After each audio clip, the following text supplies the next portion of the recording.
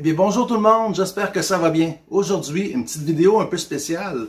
Pendant que je suis allé faire mon marché, j'ai trouvé un fruit que je connaissais pas. J'ai décidé de l'acheter puis de le travailler avec vous, de voir qu'est-ce qu'on peut faire avec. Le fruit en question s'appelle la main de Bouddha. Vous voyez, c'est vraiment bizarre. Ça ressemble un peu, moi ça me fait penser un peu, à une main de banane, mais aussi à une pieuvre, hein? Un genre de pieuvre dans l'eau. C'est un agrume. Ils disent qu'on peut le manger, on peut l'infuser, on peut utiliser les zestes. Donc on va tout faire ça, on va voir ce qu'on peut faire avec ça. Quand je l'ai acheté, il y avait cette petite étiquette-là, Goblin Finger. Donc ils disent que c'est un Bouddha and citron. Donc on peut utiliser pour des infusions, des zestes, des petits bonbons, puis décorer. C'est ça qu'on va faire. On va essayer de tout faire ça. Donc on dit premièrement qu'il faut toujours se mettre du purel sur les doigts. Donc c'est le Bouddha. On va bien le laver. On va peut-être pas mettre le purel, mais on va bien le laver. On va y couper un doigt pour goûter à ça.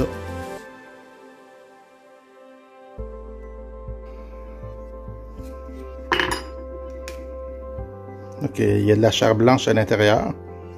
On va goûter. Donc, le doigt de Bouddha.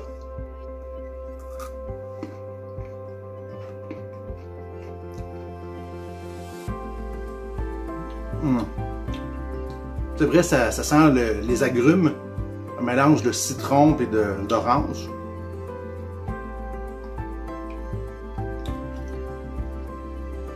C'est pas juteux, c'est comme vraiment si c'était juste une pleure.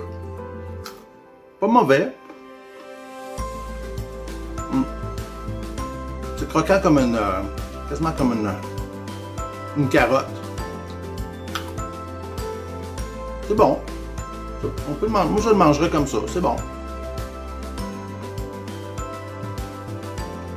On va y couper d'autres doigts, puis on va essayer de faire une infusion avec.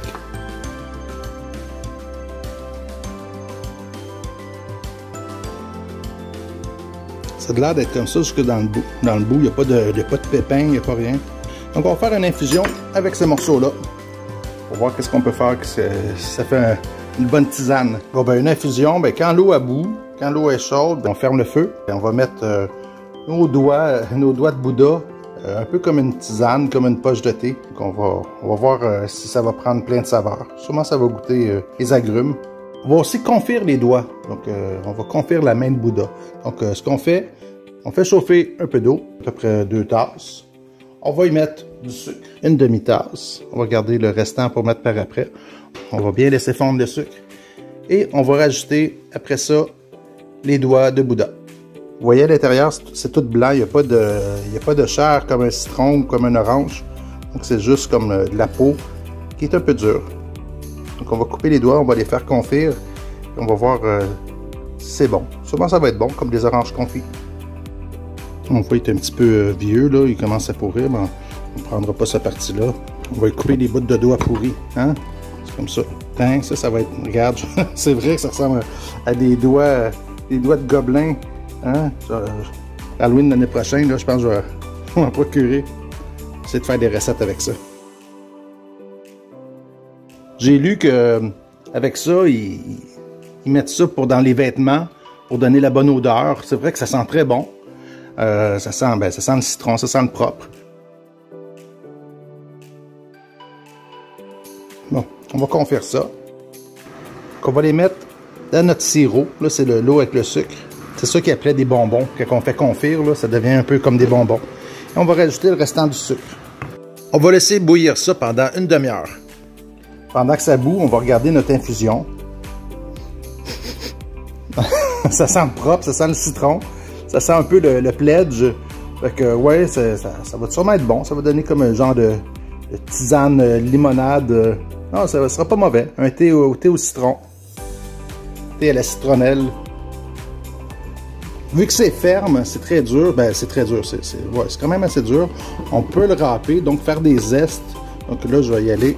Puis même la partie blanche, qui n'est pas amère du tout, mais elle peut servir pour faire des zestes. Donc ça, c'est bon. Pour tout ce qu'on peut mettre, on peut utiliser des zestes. Un gâteau au citron, avec le poisson. Tu es en train de me demander si on ne pourrait pas l'utiliser comme de la noix de coco une fois que c'est râpé, là, vu que c'est pas amer, c'est quand même bon. Si on le fait une tarte avec ça, là, ça pourrait être très bon. Au lieu d'une tarte à noix de coco, une tarte à la main de Bouddha, ça serait comme entre les deux d'une tarte à noix de coco et une tarte au citron. Une fois râpé, moi, je pense que je le mettrais dans des salades aussi. Hein, mélange de carottes, de main de Bouddha, ça pourrait être bon. On va baisser un peu le feu parce que ça bout un peu trop fort. On va continuer de laisser confire. Je vais verser un peu d'infusion. Juste pour goûter. Soit que j'en ai pas mis assez, ou soit il faut le faire bouillir avec, parce que ça goûte pas grand chose.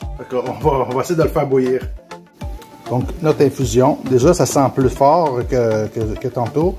Et nos doigts confits, on laisse confire encore. On va laisser réduire un peu l'eau et ça va confire tranquillement. Le sucre va rentrer dans les doigts. Bon, ben, au bout de 5 minutes, ben, déjà l'eau est devenue un petit peu plus jaune. Sûrement ça va goûter plus que tantôt. Hein? On va goûter.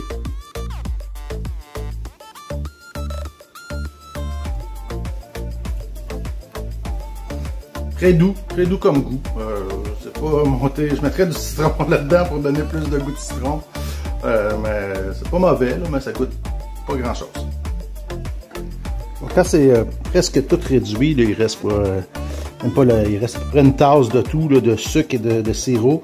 Donc, on ferme le feu, c'est prêt. C'est des doigts de Bouddha confits. On pourrait les faire confire plus pour que ça devienne vraiment cristallisé. Je vais les essayer comme ça. Je vais essayer une autre recette. Je vais essayer une crème pâtissière justement à la main de Bouddha pour voir si ça va être bon. Ça va ressembler un peu comme je disais, la tarte à la noix de coco là, avec les petits filaments dedans. On essaye ça tout de suite. On met à chauffer dans une casserole 2 tasses de lait. On va rajouter un 125 ml de zeste de main de Bouddha. On laisse chauffer. Pendant ce temps-là, dans un cul de poule, je vais mettre un œuf, une cuillère à soupe de fécule de maïs, un petit peu plus, 2 cuillères à soupe de lait. On mélange tout ça.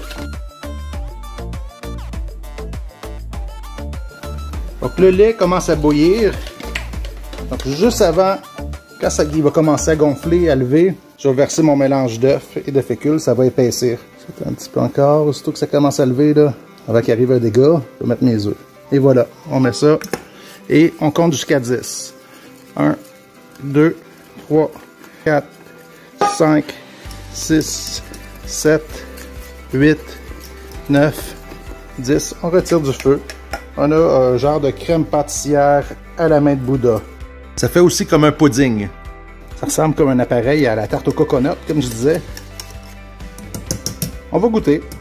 Pas le choix, hein?